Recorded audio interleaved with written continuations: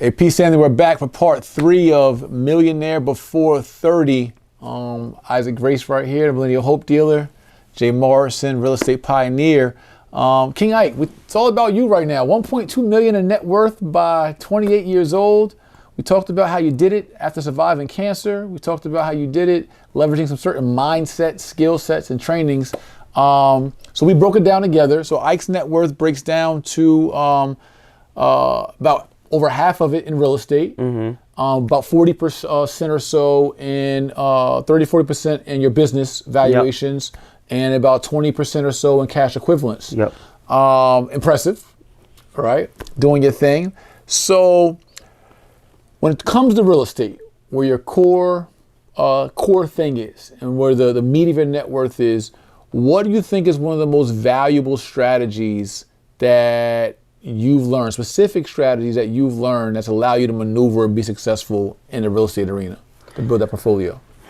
I would probably say the most valuable strategy that I have learned would be the art of deal structuring, kind of just finding deals and knowing how to negotiate them and just knowing how to work with the sellers, know how to push the pain points. So I would say the sales and negotiating process, because what that has done, we talked about previously, like selling off a lot of our wealth for these wholesale deals, which is okay because the skill set has allowed me to always keep opportunities in front of me.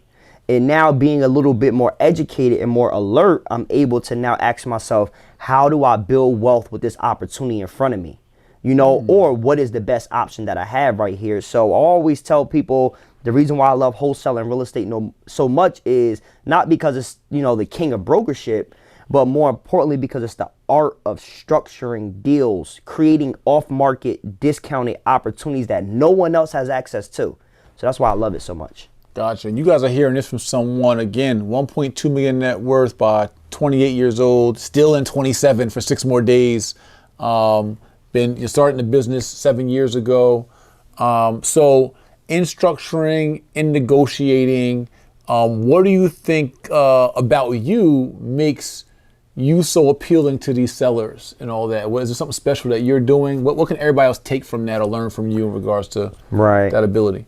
I mean, I'll be wrong if I took all the credit, you know, but I will say a lot of it has came from my tutelage and mentorship through you and other mentors and kind of pouring that into my team.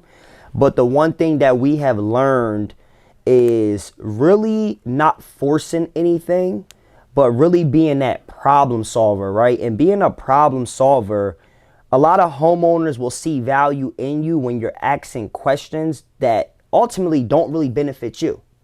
So when we meet homeowners, it's not about how I could put cash in your pocket tomorrow. It's about me sitting down on your couch, getting comfortable so that you're comfortable to tell me your real problems so that I can address them problems. So during that process, there's a lot of times we're pushing sellers away from us. Hey, look, your situation is a beautiful house. This is the best route for you. And what that does is it brings opportunities back to us from them same people or referrals that they sent us.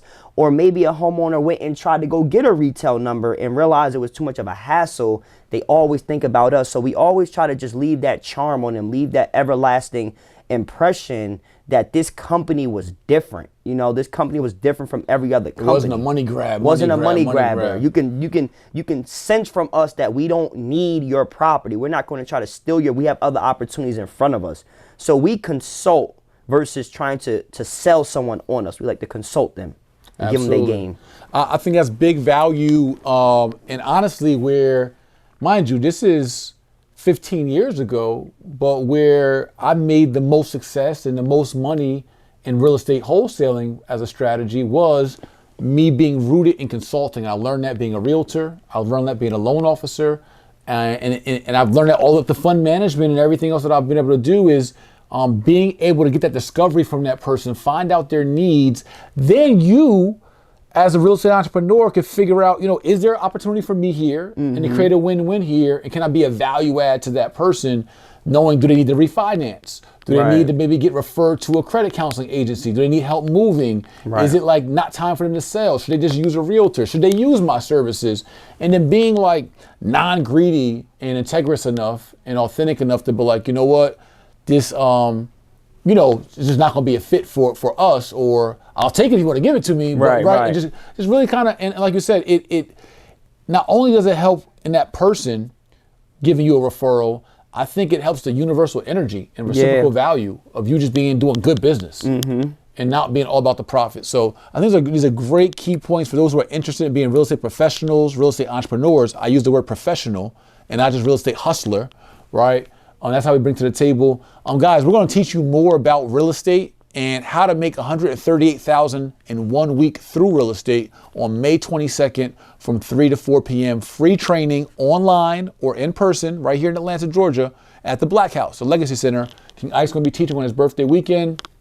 Again, an hour training, costs you nothing, but I think it's really important that you guys consider coming out for this training or Zooming in from home, because we're going to really give up the game on how to your first step to becoming a millionaire is you got to become 100,000 there, right? And to become 100,000 there, you got to be able to become a 10,000 there or just 1,000 there in general, right? So you got to learn how to create the bag, create cash, so you can keep the cash, grow it, protect it, and pass it on. So again, May 22nd, 3 to 4 p.m., we want to see you there. We're going to celebrate King Ike.